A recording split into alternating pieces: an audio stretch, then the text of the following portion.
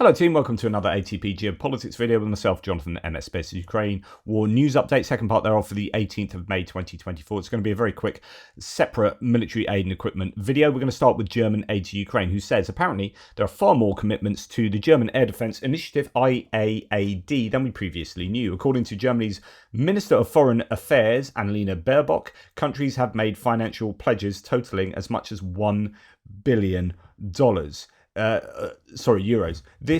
Which is more than $1 billion. This is in addition to Germany's pledge to provide Ukraine with a further Patriot battery and Lithuania's commitment to supply 6 Amber 1800 air surveillance radars. I showed you them yesterday. They had those that massive array that rotates around.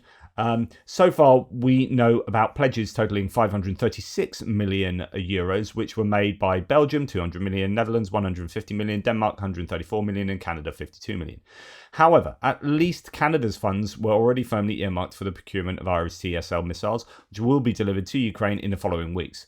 She did not disclose which countries had joined the initiative or what would be done with the funds. However, it can be assumed that at least one, perhaps even a second Patriot battery, possibly without missiles, would be purchased and delivered to Ukraine if other countries were willing to give up one of their existing batteries. The German IAAD, Immediate Action on Air Defence Initiative, was launched around 5 weeks ago by the Federal Office and the Ministry of Defence. The aim is to strengthen Ukrainian air defence in the short term, primarily with additional Patriot batteries, but also with other air defence equipment systems and missiles. So good news that actually much more money is in that pot than was previously thought. We talked yesterday, German aid to Ukraine was speculating about how that money could be securing 2 separate Patriot systems. It could be that Germany sell one of their own systems to the initiative, and that could be what Denmark were getting involved with. So we'll have to wait and see how that develops. But well done to Germany for doing that, for spearheading that project, and hopefully Patriots can be expedited to Ukraine forthwith. Lithuania has handed Ukraine a new aid package that includes reconnaissance drones, anti-drone systems, and ammunition. This was announced by the Lithuanian Minister of Defense, Laurynas Kasčianis, or something like that. Really good news. Thank you, Lithuania. Excellent stuff. So things like anti-drone systems, ammunition, of course, super useful. Generators, foldable beds, all of that is needed. A groundbreaking electronic warfare backpack. This looks really, really cool. Developed by a Ukrainian company, Vertus, shields Ukrainian soldiers from Russian drones at a cost of $7,000. So 1, this is cheap. 2, it's portable. And 3, it actually doesn't protect the wearer. It protects a unit potentially. Operating in the 720 to 1050 megahertz range, it jams and disables threatening UAVs. Rather than individual use, the backpack protects small units of 8 to 10 soldiers on the move. An operator activates the system's protective dome spanning several hundred meters upon detecting a Russian drone. The rechargeable battery allows 2 hours of continuous electronic jamming. Designed for maximum portability, this system fits inside a standard backpack worn on the operator's back. Only low-profile antennas protrude, avoiding obstruction during maneuvers. Built-in ventilation prevents overheating that could degrade performance. This is cool, right? This is innovation that the Ukrainians, I'm sure, would desperately appreciate. So 90% of their injured troops are coming into to one of their sort of medical staging point. 90% of the troops were injured by drones, and this would go some way towards mitigating against those losses. Just publishing my last video. Right, Zelensky has signed the law on mobilization of permitted prisoners in exchange for parole. There are restrictions on which convicts are eligible, while the MOD hopes that 15 to 20,000 will be tempted to sign up for Ukraine's armed forces.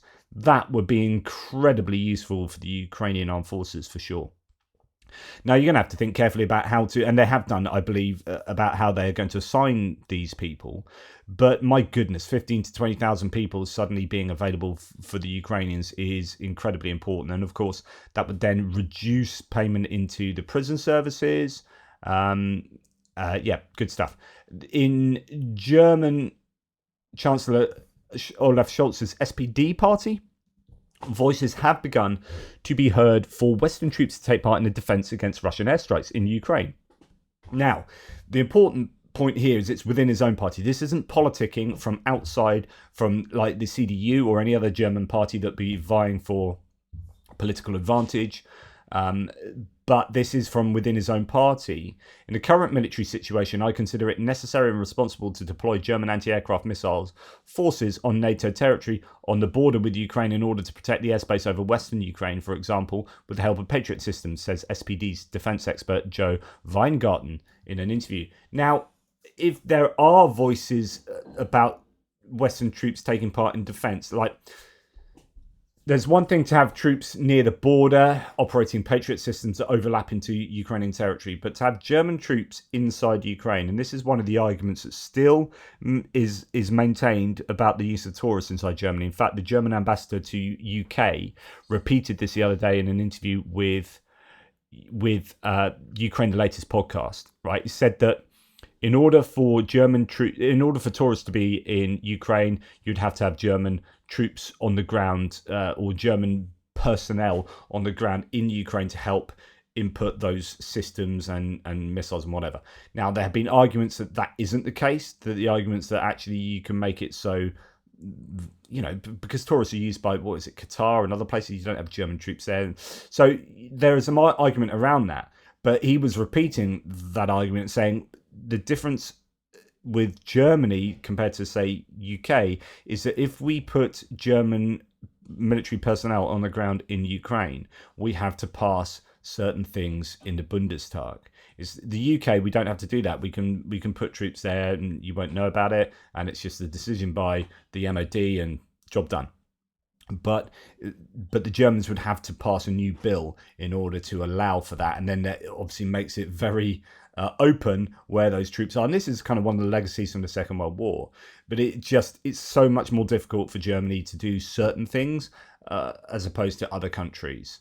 Okay, despite the EU imposing export restrictions on arms supplies to Russia, Russian companies continue to receive new shipments of Austrian-made Steyr rifles, that's an unfortunate name, with 11 sniper rifles imported in February 2024 alone, the investigation finds. Sometimes I think I should still be at school, in the school playgrounds, making childish jokes about silly foreign words. Right, I do apologise. So that is all for the military aid. The reason I want to do a really short one that's less than 10 minutes is I just did a massive first video that was way too long. So this is kind of to overcompensate for my my overly long first video. Take care, thank you, and I'll speak to you soon.